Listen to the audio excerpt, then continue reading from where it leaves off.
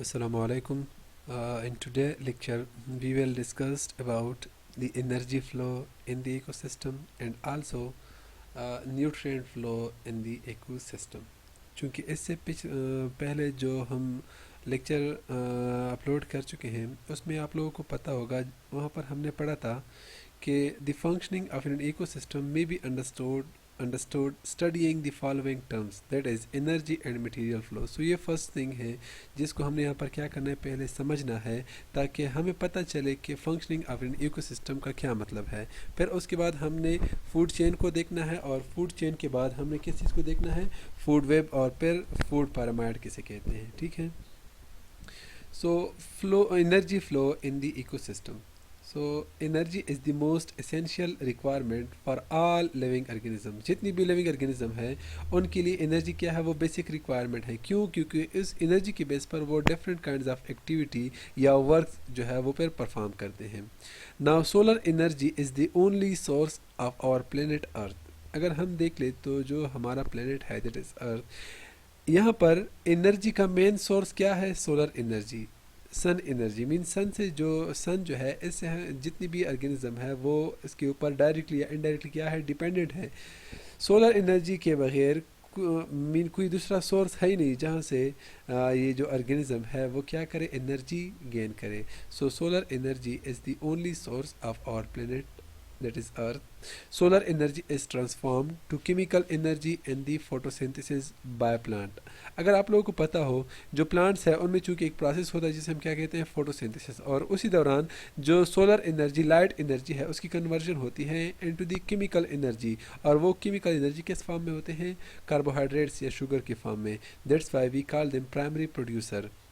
So through a lot of sunlight falls on the green plants, only 1% of it is utilized for photosynthesis. Mean कि जो sunlight radiation है, lot of radiation comes to our planet that is earth, but in these radiations only 1% is utilized by a plant for the process of photosynthesis.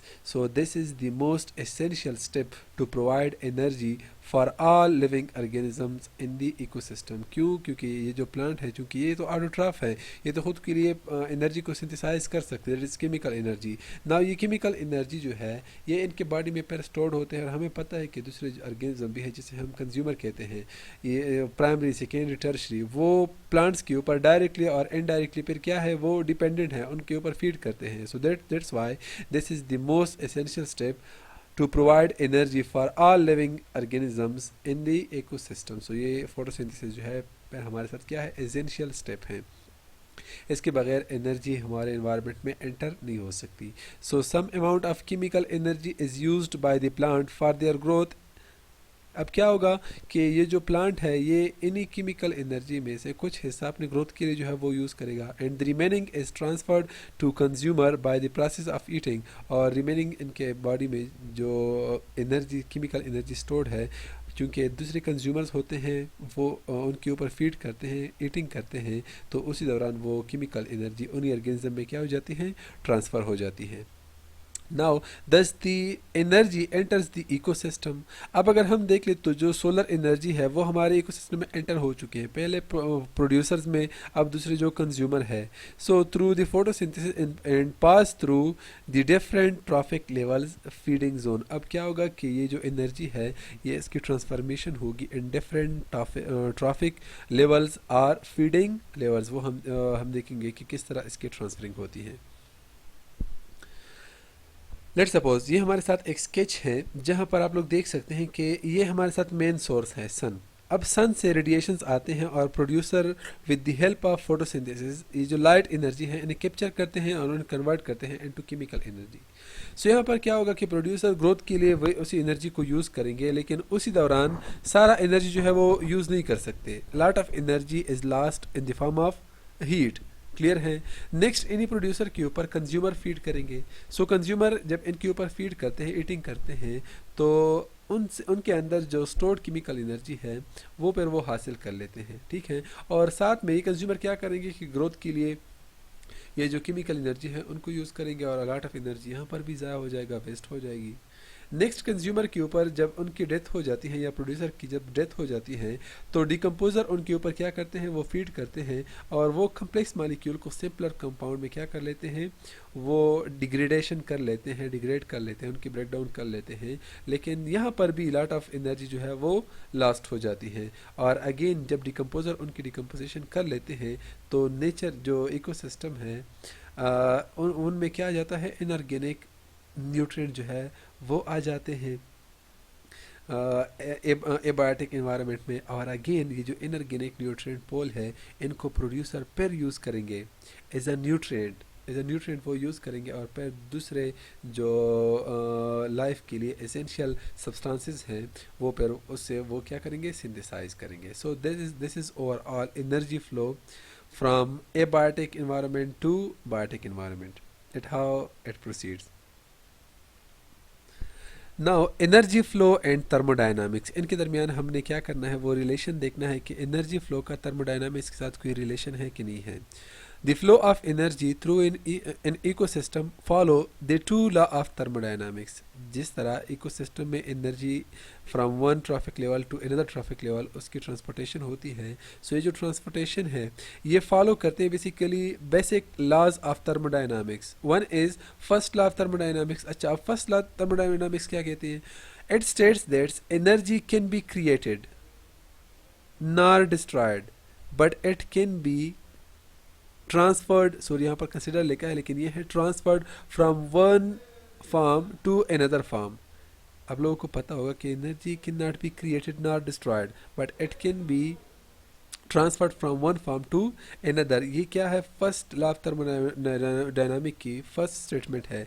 अब अगर हम थोड़ा सा इसको explain करना चाहे तो वो किस तरह करेंगे? Energy for an ecosystem comes from the sun mean it is absorbed by the plants. Herein it is converted into stored chemical energy, that is solar energy is converted into chemical energy. So यहाँ पर लिखा है कि transferred from one form to another. So क्या होता है कि ecosystem में जो सन से एनर्जी आती है, मेन एनर्जी नॉर्मली प्लांट जो है वो सन से गेन करते हैं। सो एनर्जी जो ही सन से लाइट एनर्जी जो है वो आ जाती है तो प्लांट्स क्या करते हैं, उनको एब्जॉर्ब करते हैं और उन्हें अनदर फॉर्म में कन्वर्ट कर लेते हैं, दैट इज़ केमिकल एनर्जी। और यही स्टेटमेंट किस चीज़ की है? फर्स्ट लॉ ऑफ थर्मोडायनामिक्स की भी, कि energy can not be created not destroyed but it can be transferred from one form to another. अब सेकेंड लॉ ऑफ थर्मोडायनामिक क्या कहते हैं? अगर हम देख लें इसकी statement, it states that whenever energy is transferred there is a loss of energy through the release of heat. जो ही एनर्जी एक मीन लेट सपोज सन है उससे ट्रांसफ़र हो जाए किस चीज़ में, प्रोड्यूसर से फिर उसकी ट्रांसफरिंग होगी किस चीज़ में, कंज्यूमर पर, इस तरह decomposer. So when ever energy is transferred, ये जो एनर्जी है 100% ट्रांसफ़र नहीं होती, यहाँ पर लॉट ऑफ एनर्जी जो है उसकी लॉस हो जाती है थ्रू हीट और अदर फिनोमिनन। तो इसका मतलब ये है कि 100% एनर्जी जो है वो किसी भी सिस्टम में वो 100% यूज़ नहीं हो सकती। ज़ाहिर बात है कि यहाँ पर क्या होगा, लॉस ऑफ एनर्जी जो है वो हो सकती है। So this occurs when energy is transferred between traffic level, mean first traffic level, second traffic level, third traffic level. जब इस तरह एनर्जी उनके दरमियान वो ट्रांसफ़र होती है तो उस दौरान क्या होता है, there will be a loss of about 80 to 90% of energy in the form of heat as it moves from the one traffic level to another traffic level. The loss of energy takes place through respiration, running and hunting. Clear है? सो क्या होता है कि जो ही ये जो हमारे साथ क्या है ट्रैफिक लेवल्स हैं, इनमें जब एनर्जी की ट्रांसफॉर्मेशन, एनर्जी की फ़्लो जब होती है तो उसी दौरान lot of energy, that is 80 to 90% जो एनर्जी है वो लॉस हो जाती है। किस फॉर्म में? हीट। अब किस तरह उसकी लॉस होती है? थ्रू रिस्पायरेशन, थ्रू रनिंग और थ्रू हंटिंग और थ्रू अदर एक्टिविटीज़ जो उनके लाइफ के लिए क्या है वो ज़रूरी है। तो उस दौरान लॉट ऑफ एनर्जी क्या हो जाती है, वो लॉस हो जाती है और रिमेनिंग 10 to 10% वो ऑर्गेनिज्म पर या तो अपने ग्रोथ के लिए यूज़ करेंगे या उन एनर्जी के ऊपर वो फिर डिपेंड करेंगे। ठीक है? सो ऐसे क्या कहते हैं, सेकंड लॉ ऑफ थर्मोडायनामिक्स के एनर्जी एक दफ़ा ट्रांसफ़र हो जाए तो उस दौरान लॉस ऑफ एनर्जी जो है उनका होना ज़रूरी है in the form of heat. So ये बेसिक है ड्यूरिंग एनर्जी फ्लो के दौरान ये क्या करेगा, फर्स्ट लॉ ऑफ थर्मोडायनामिक्स को भी फॉलो करेगा और सेकेंड लॉ ऑफ थर्मोडायनामिक्स को भी फॉलो करेगा जब एनर्जी इन्हीं ट्रैफिक लेवल में क्या होते हैं वो ट्रांसफ़र होती हैं। So the relationship between structure and function it is flow model. यहाँ पर चूंकि यही फ्लो मॉडल है, सन से energy transfer, producer, consumer, decomposer, ये इस तरह क्या है, फ्लो मॉडल है। ठीक है, so the relationship between structure and function, from the above, it is clear that the biotic components and abiotic components are linked together through energy flow and nutrient cycling as shown in the following figure, जो previously आप लोग अभी देख चुके हैं। ठीक है, सो इससे क्लियरली जाहिर हो रहा है कि एबायोटिक और बायोटिक कंपोनेंट जो है वो क्या है, एक दूसरे के साथ लिंक्ड है। जब यहाँ पर क्या होती है, एनर्जी की फ्लो होती है, और साथ में हमने अब यहाँ पर ये भी देखना है कि एनर्जी साइक्लिंग या न्यूट्रिएंट्स फ्लो वो फिर किस तरह प्रोसीड होगी। अब न्यूट्रिएंट फ्लो को दूसरा नाम क्या दिया जाता है, न्यूट्रिएंट साइक्लिंग और बायोजियोलॉजिकल साइकिल्स इन दी इकोसिस्टम। ठीक है, अब न्यूट्रिएंट्स क्या होते हैं, न्यूट्रिएंट फ्लो से पहले हमने ये देखना है कि न्यूट्रिएंट्स क्या होते हैं, न्यूट्रिएंट्स के टाइप्स क्या होते हैं, कौन सी न्यूट्रिएंट्स ज़्यादा रिक्वायर्ड होते हैं, कौन से कम, उसकी रिक्वायरमेंट कम होती है। सो पहले हमने देखना है न्यूट्रिएंट्स के, न्यूट्रिएंट्स किसे कहते हैं। So the element which are essential for the survival of both plants and animals are called nutrients. हर वो एलिमेंट जो क्या हो, for the survival of plants and animal, उनके लिए एसेंशियल हो, ज़रूरी हो, जिसके बगैर प्लांट और एनिमल सर्वाइवल नहीं कर सकते, उन्हीं एलिमेंट्स को क्या कहते हैं, न्यूट्रिएंट्स कहते हैं। अब न्यूट्रिएंट्स के पैर दो टाइप्स हैं, one is macro nutrients and second one is micro nutrients. अब मैक्रो न्यूट्रिएंट्स कौन से होंगे, मैक्रो मीन लार्ज। ठीक है, so those elements needed in large amount are called macro nutrients. ऐसे एलिमेंट्स जो क्या हो, लिविंग थिंग्स जिस तरह प्लांट्स और एनिमल है, उनको लार्ज अमाउंट में क्या हो, रिक्वायर्ड हो फॉर देयर सर्वाइवल, उन्हीं न्यूट्रिएंट्स को हम क्या कहते हैं, मैक्रो। और वो न्यूट्रिएंट्स जो कि स्मॉल अमाउंट में क्या हो, प्लांट्स एंड एनिमल को रिक्वायर्ड हो, उन्हें हम फिर क्या कहेंगे, माइक्रो न्यूट्रिएंट्स। अब मैक्रो न्यूट्रिएंट्स के एग्जांपल क्या है, oxygen, nitrogen, carbon, calcium, magnesium, phosphorus, sulphur, etcetera. और माइक्रो न्यूट्रिएंट्स के एग्जांपल क्या है, boron, cobalt, strontium, zinc and copper, etcetera. Now nutrient cycles. अब न्यूट्रिएंट्स का पता तो हमें चला कि न्यूट्रिएंट्स कैसे कहते हैं। अब यहाँ पर हमने देखना है कि न्यूट्रिएंट्स किस तरह from a biotic environment to biotic environment उसकी ट्रांसफरिंग होती है और किस तरह वो ट्रांसपोर्ट मैकेनिज्म क्या होता है। सो ये यहाँ पर हमने वो देखना है। The cyclic flow of nutrients between the biotic and a biotic component is known as nutrient cycle और बायोजियोकेमिकल साइकिल। बहुत ही आसान है। साइक्लिक फ्लो ऑफ न्यूट्रिएंट्स की जो न्यूट्रिएंट्स है, एक तो इनका क्या होगा, साइक्लिक फ्लो होगा in the form of cycle between biotic and abiotic component of the ecosystem. जब न्यूट्रिएंट्स की साइक्लिक मैनर में फ्लो होती है in between biotic and abiotic component of the ecosystem, ऐसे सिंपली क्या कहते हैं, न्यूट्रिएंट साइकिल्स और बायोजियोकेमिकल साइकिल्स कहते हैं। The nutrients enter into producers and move through the food chain and ultimately reach to the consumer। अब जो nutrients होते हैं, नॉर्मली आप लोग ने प्रीवियस स्लाइड में हम थोड़ा सा इसके ऊपर डिस्कशन कर चुके हैं कि प्लांट्स क्या करते हैं, जब डिकम्पोजर जो कम्प्लेक्स मालिक्यूल हैं उनको एक दफ़ा सिंपलर मालिक्यूल में कन्वर्ट कर ले, तो ये जो सिंपलर मालिक्यूल अगेन प्रोड्यूसर के लिए अवेलेबल हो जाते हैं। तो वो प्रोड्यूसर क्या करते हैं, इन्हीं न्यूट्रिएंट्स को फ्रॉम एबायोटिक एनवायरनमेंट से क्या करते हैं, कैप्चर गेन करते हैं और फिर उनको यूटिलाइज करते हैं। डिफरेंट कंपाउंड जो है उसके फिर उससे सिंथेसिस होती है, including carbohydrates, including protein, including nucleic acid, vitamins, etcetera. So the nutrients enter into the producers. अब प्रोड्यूसर्स के ऊपर फिर कंज्यूमर फीड करते, जाहिर बात है कि ये न्यूट्रिएंट्स जो है अब प्रोड्यूसर से फिर कंज्यूमर में वो ट्रांसफ़र होंगे। फिर इस तरह जो लास्ट में क्या है, डिकम्पोजर, इस तरह उसकी वो जो ट्रांसफरिंग मैकेनिज्म है वो जारी होगा। So the nutrients enter into producers and moves through the food chain and ultimately reach to the consumer. Now the bound nutrients of the consumer, after that जब एक दफ़ा consumer की death हो जाए या producer की death हो जाए, so after their death these organisms are decomposed by decomposer, where they convert their complex molecule into simpler inorganic substances which are readily used up by the plants, that is producer, and again the cycle starts. और again इस तरह cycle जो है क्या हो जाएगा, फिर start हो जाएगा. इस तरह की cycles को हम फिर क्या कहते हैं, जहाँ पर nutrients उसकी transportation होती है, इस तरह के cycle को हम फिर क्या कहते हैं, nutrient cycle. The major nutrient cycles where major nutrients are recycled or cycled, they include carbon, hydrogen, oxygen, and nitrogen.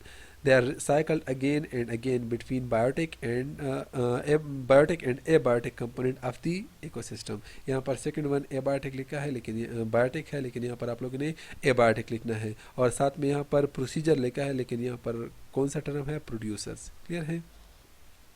सो ये करेक्शन आप लोग फिर कर लेना. नाउ हाइड्रोलॉजिकल साइकिल के हाइड्रोलॉजिकल साइकिल किस चीज़ को कहते हैं, अगर आप लोगों को पता हो, hydro mean water. So the movement of water in a cyclic manner is known as hydrological cycle. जब वाटर की मूवमेंट साइक्लिक मैनर में हो रही हो या होती हो तो उसे क्या कहते हैं, हाइड्रोलॉजिकल साइकिल कहते हैं. अब किस तरह वाटर की साइक्लिंग मूवमेंट जो है वो होती है, यहाँ पर देखिए.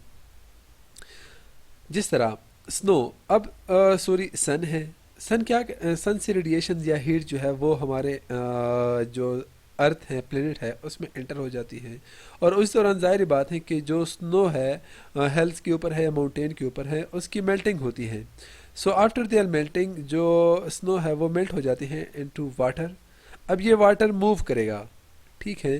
अब ये जो मूवमेंट है इनका फिर स्ट्रीम्स या फिर ये स्टोर्ड होंगे पॉन्ड्स में या फिर रिवर के थ्रू, ये मीन मूव करेंगे टूवर्ड ओशन और अदर वाटर बॉडीज़. इस तरह वाटरफॉल से भी क्या होते हैं कि जो वाटर है वो ओशन या फिर लार्ज वाटर बॉडी का हिस्सा जो है वो बन जाते हैं. अब same is the case hair के जो सनलाइट से रेडिएशंस आते हैं, हीट आते हैं, उसी दौरान ये जो ओशन या अदर वाटर बॉडीज़ हैं वहाँ से वाटर एवापोरेट हो जाते हैं. जो ये वाटर एवापोरेट हो जाते हैं तो वो इन्वायरमेंट का हिस्सा बन जाते हैं. सेम विद प्लांट्स की जो प्लांट्स है वहाँ पर भी heat mean normal day time क्या होता है, ट्रांसपायरेशन प्रोसेस होता है, जिसमें प्लांट जो है वो वाटर को रिलीज करते हैं into their surrounding, mean into their atmosphere. और अगर हम एनिमल्स की बात करें तो वहाँ पर स्वेटिंग जो है वो होती है, और स्वेटिंग के थ्रू बॉडी से हीट लॉस या एवापोरेशन जो है वो हो जाती है. सो ये जो एवापोरेटेड वाटर ड्रॉपलेट्स हैं ये हमारे एनवायरनमेंट या एटमॉस्फेयर का हिस्सा बन चुके हैं. ये एटमॉस्फेयर में किस फॉर्म में, मीन प्रेसिपिटेशन के फॉर्म में कन्वर्ट हो जाते हैं, that is in the form of cloud. अब अगेन ये क्लाउड जो है वो क्या करेंगे, मीन क्लाउड एक दफ़ा आ जाए तो वहाँ पर रेन की सूरत में दोबारा ये जो वाटर है ग्राउंड पोजीशन पर आ जाएंगे, या इन द फॉर्म ऑफ स्नो ये दोबारा ग्राउंड में आ जाएंगे. और इस तरह ये फ्रॉम एटमॉस्फेयर और जो ग्राउंड है इसमें इसकी क्या होती है, वो ट्रांसपोर्टेशन होती है. या ऑर्गेनिज्म जो है वो चूँकि वाटर के ऊपर क्या करते हैं, वो चूँकि वाटर क्या है एक एसेंशियल कंपोनेंट है, वो भी वाटर जो उनके लिए रिक्वायरमेंट है वो भी वाटर को यूज़ करते हैं, और वाटर पर डिफरेंट प्रोसेस के थ्रू उनके बॉडी से एवापोरेट होते हैं और दोबारा वो एबायोटिक एनवायरनमेंट का हिस्सा बन जाता है. सो वो इस तरह के मूवमेंट, साइक्लिक मूवमेंट को फिर हम क्या कहते हैं, हाइड्रोलॉजिकल साइकिल. अब इसके बाद है कार्बन साइकिल. ये बहुत ही आसान है. यहाँ देखिए ये हमारे साथ है प्लांट. अब प्लांट क्या करते हैं, जो एनवायरनमेंट में हमारे साथ क्या है, कार्बन डाइऑक्साइड है, ड्यूरिंग फोटोसिंथेसिस वही प्लांट वो क्या करते हैं, इन्हीं कार्बन डाइऑक्साइड को एनवायरनमेंट से ले लेते हैं, कैप्चर कर लेते हैं, और इनको फोटोसिंथेसिस के दौरान फिक्स कर लेते हैं इनटू कार्बोहाइड्रेट्स. क्लियर है, मीन के कार्बन डाइऑक्साइड का यहाँ पर यूज़ हो रहा है. अब प्लांट जो है वो क्या करते हैं, रिस्पायरेशन भी करते हैं. रिस्पायरेशन के प्रोसेस के थ्रू अगेन कार्बन डाइऑक्साइड जो है वो एनवायरनमेंट में रिलीज हो जाती है. क्लियर है. सेम जो प्लांट है इनके ऊपर दूसरे ऑर्गेनिज्म जिस तरह हर्बीवोर्स हैं या कार्निवोर्स वो डायरेक्टली या इनडायरेक्टली इनके ऊपर फीड करते हैं। जब एक दफ़ा फीड कर ले तो वहाँ पर भी रिस्पायरेशन का प्रोसेस होगा और वो अगेन इन्वायरमेंट में कार्बन डाइऑक्साइड को क्या करेंगे, वो रिलीज़ करेंगे। अब अगर हम एक्वेटिक इन्वायरमेंट देख ले तो एक्वेटिक इन्वायरमेंट जो है वहाँ पर कार्बन डाइऑक्साइड जो है ये फाइटो प्लांक्टन्स है वो क्या या एक्वेटिक प्लांट्स है वो कार्बन डाइऑक्साइड को कैप्चर करेंगे, गेन करेंगे और फोटोसिंथेसिस में उनका यूज़ करेंगे और अगेन ये जो जब रिस्पायरेशन करेंगे तो उसी दौरान वो क्या करेंगे, कार्बन डाइऑक्साइड को रिलीज़ करेंगे। इस तरह फिशेस जो है जब इनके अंदर रिस्पायरेशन होता है तो रिस्पायरेशन के दौरान कार्बन डाइऑक्साइड ये एनवायरनमेंट में ये क्या करेंगे, रिलीज़ करेंगे। थर्ड वन जो है वो हमारे साथ है फॉसिल फ्यूल्स। जो फॉसिल फ्यूल मीन जो रिमेन्स होते हैं, डेड रिमेन्स होते हैं, इन पर अगर मिलियन ऑफ ईयर अंडरग्राउंड वो गुजर जाए तो उन्हीं दौरान वो फॉसिल फ्यूल्स में कन्वर्ट हो जाते हैं, that is coal, oil and gas. जब हम क्या करते हैं, इनकी बर्निंग करते हैं, इनका यूज़ करते हैं तो during the process of combustion carbon dioxide environment में क्या हो जाता है, वो रिलीज हो जाता है और after releasing to the environment ये कार्बन डाइऑक्साइड फिर अगेन ये बायोटिक इन्वायरमेंट का हिस्सा बन जाता है और बायोटिक से फिर एबायोटिक का। इस तरह के साइकिल को हम फिर क्या कहते हैं, the carbon cycle.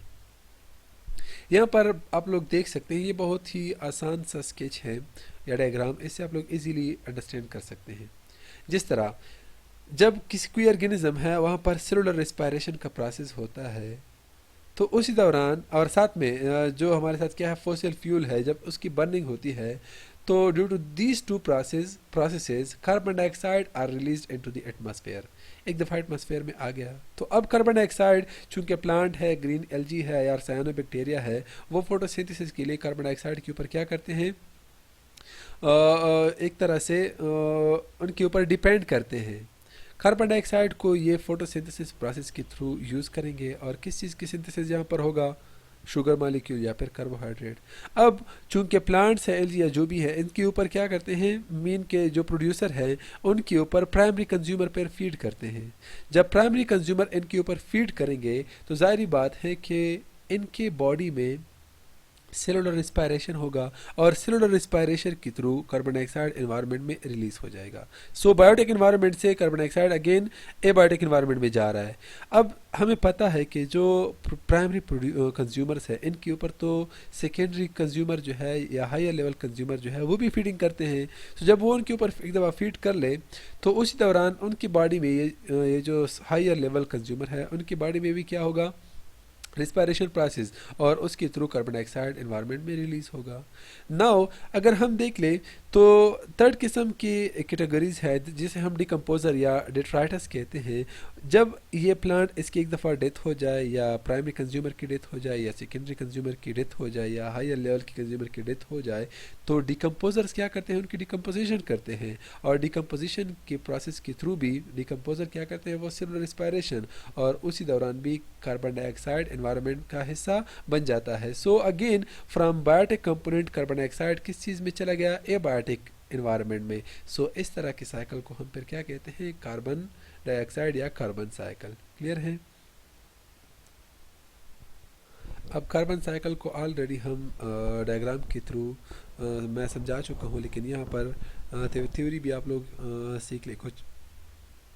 Carbon is the basic component in all the organic components. The carbon is present in all biotic component in different form is a food. अगर हम देख ले तो जितनी भी ऑर्गेनिक कंपोनेंट है उनका बेसिक कंपोनेंट क्या है, कार्बन है। ऑर्गेनिक मॉलिक्यूल में कार्बन का होना मस्ट है, अगर कार्बन ना हो तो वो ऑर्गेनिक मॉलिक्यूल नहीं हो सकता। So the carbon is present in all biotic component in different form. अगर हम देख ले तो जो बायोटिक कंपोनेंट्स है, प्रोड्यूसर्स है या कंज्यूमर है या डिकम्पोजर है, इनमें कार्बन डाइऑक्साइड क्या है, वो मौजूद है, प्रेजेंट है in the form of food. और वो किस फॉर्म में होता है, मौजूद होता है in the form of carbohydrates, protein, fats and amino acids. Now carbon is present in the atmosphere is carbon dioxide. The carbon dioxide taken up by the green plants is a raw material for photosynthesis of different for the synthesis of food. This food moves through food chain. Finally, the carbon present in the dead matter is returned to the atmosphere as carbon dioxide by microorganism. Sources of carbon dioxide in atmosphere क्या है, During respiration, plants and animals liberate carbon dioxide into the atmosphere, and also combustion of fuels also release carbon dioxide, and volcanic eruptions also release carbon dioxide into the atmosphere. अब next हमने किस चीज़ को देखना है, nitrogen cycle के environment में ये जो सेकेंड न्यूट्रिएंट्स है जिसे हम नाइट्रोजन कहते हैं, इनका साइकिल किस तरह कंटिन्यू रहता है between abiotic and biotic component of the ecosystem. Now nitrogen is present in the atmosphere in a free form, that is N2, in a large amount, और इसकी परसेंटेज कितनी है, 78%. The nitrogen is present in all biotic component in different form is food. अब nitrogen जो है वो biotic component में different form में एग्जिस्ट करता है. It may be present in the form of protein, may be present in the form of vitamin, may be present in the form of amino acids or nucleic acid etc etc, जिसे हम nucleotides कहते हैं. The nitrogen from the atmosphere is taken up by the green plants, is a raw material for the biosynthesis of different foods, that is amino acids, proteins and vitamins. अब चूंकि atmosphere में nitrogen freely form में क्या है वो मौजूद है, so green plant क्या करते हैं, यही इसको कैप्चर करते हैं थ्रू डिफरेंट वे, और इनको ये जो फ्री नाइट्रोजन है इसको पेर यूज़ करते हैं एज अ रॉ मटीरियल. किस चीज़ के लिए, for the biosynthesis of different foods, that is amino acid. Mean कि अगर इसने अमाइनो एसिड को सिंथेसाइज करना है तो अमाइनो एसिड के लिए क्या है, वो नाइट्रोजन अमाइनो ग्रुप वो एसेंशियल है, ज़रूरी है. अगर वो ना हो तो ना अमाइनो एसिड जो है वो नहीं बन सकते. इस तरह प्रोटीन अमाइनो एसिड के बगैर नहीं बन सकते. विटामिन के लिए भी नाइट्रोजन का होना क्या है, वो ज़रूरी है. सो प्लांट जब एक दफ़ा नाइट्रोजन को एनवायरनमेंट से ले ले तो फिर अमाइनो एसिड, प्रोटीन या विटामिन या जो अदर न्यूक्लिक एसिड है उनकी सिंथेसिस में वो फिर नाइट्रोजन को यूज़ करते हैं, and use and metabolism and also use these molecule, that is amino acid, protein, vitamins and their metabolism और in their metabolic activity. This food moves through the food chain. अब ये जो food है, mean जो हमारे साथ amino acid है, protein है, विटामिन है, ये फूड चेन में क्या होता है, इनकी मूवमेंट होती है, ट्रांसपोर्टेशन होता है. एक ऑर्गेनिज्म दूसरे के ऊपर चूंकि क्या करते हैं, फीडिंग करता है, तो उस दौरान ये फूड मालिक्यूल क्या होते हैं, वो ट्रांसपोर्ट होते हैं. After death of the plants and animal, जब एक दफ़ा उनकी डेथ हो जाए, the organic nitrogen in the dead tissues is decomposed by decomposer or by several microorganisms, that is ammonifying and nitrifying bacteria into ammonia or nitrites and nitrates, which are again used by the plant. अब क्या होता है कि एक दफ़ा जब plants और animal की डेथ हो जाए तो ज़ाहिर बात है कि डिकम्पोजर होते हैं, बैक्टीरियाज होते हैं, अमोनोफाइंग बैक्टीरिया, नाइट्रीफाइंग बैक्टीरिया होते हैं. वो क्या करते हैं कि इन्हीं सब्सटेंसेस को, जो मैक्रो मॉलिक्यूल्स हैं जिस तरह amino acid, amino acid, protein, vitamin या दूसरे जो न्यूक्लिक एसिड होते हैं, ये बैक्टीरिया क्या करते हैं, इनकी ये जो कम्प्लेक्स मॉलिक्यूल है इनको simpler molecule, that is ammonia, nitrites and nitrates में कन्वर्ट कर लेते हैं, which is again used by the plants. Clear है. और अगेन ये एक्ट करते हैं एज अ न्यूट्रिएंट्स, और फिर ये जो प्लांट्स है वो इनको क्या करते हैं, वो लेते हैं एनवायरनमेंट से और डिफरेंट सब्सटेंस की फॉर्मेशन में अगेन यूज़ करते हैं. So some bacteria converts nitrites into molecular nitrogen, which is again released back into the atmosphere and the cycle goes on. अब चूंकि यहाँ पर पहले क्या हो रहा था कि प्लांट एनवायरनमेंट से फ्री नाइट्रोजन जो है वो गेन कर रहा था, मीन एबायोटिक एनवायरनमेंट से ऑक्सीजन नाइट्रोजन जो है वो ले रहा था. और यहाँ पर अगेन लास्ट सेंटेंस में क्या है कि ऐसे भी क्या होते हैं, वो बैक्टीरियाज होते हैं जो बायोटिक कंपोनेंट से उसी नाइट्रोजन को अगेन किस चीज़ में कन्वर्ट कर लेता है, इनटू एबायोटिक एनवायरनमेंट में. ठीक है. और इस तरह फिर अगेन ये जो नाइट्रोजन होता है वो एबायोटिक एनवायरनमेंट का हिस्सा बन जाता है, और अगेन ये प्लांट इसी प्रोसेस के थ्रू वो इनको क्या करेंगे, एनवायरनमेंट से लेंगे, यूटिलाइज करेंगे, और अगेन इस तरह का साइकिल जो है या सीक्वेंस क्या रहेगा, वो कंटिन्यू रहेगा. नाउ नाइट्रोजन साइकिल को आप लोग यहाँ पर देख सकते हैं. नाइट्रोजन साइकिल में क्या है, बेसिकली नाइट्रोजन रिजर्वायर्स, ये जो ब्लैक आप लोग देख रहे हैं ये सब कुछ क्या है, नाइट्रोजन रिजर्वायर्स हैं. और ये है एक्टर्स जो मेन एक्शन यहाँ पर परफॉर्म करते हैं, जिसके थ्रू कन्वर्जन होती है. जो रेड से जो है उसकी वो हुई है यहाँ पर, और साथ में है प्रोसेसेस. सो अगर हम देख लें, यहाँ से स्टार्ट कर लेते हैं। ये हमारे साथ एटमॉस्फेरिक नाइट्रोजन है, फ्रीली फॉर्म में है। अब हमें पता है कि जो लिग्यूमिनियस प्लांट्स हैं, इन्हीं प्लांट्स के जो रूट होते हैं वहाँ पर न्यूड्यूल्स होते हैं और वहाँ पर डिफरेंट रूट बैक्टीरिया होते हैं। और वो बैक्टीरिया क्या करते हैं कि फ्रीली जो नाइट्रोजन है उनको फिक्स कर लेते हैं। फ्री नाइट्रोजन को क्या कर लेते हैं, वो फिक्स कर लेते हैं इनटू किस चीज़ में, नाइट्रेट्स या फिर नाइट्राइट्स में। उनको क्या करना है, उसने उनको फिक्स करना है।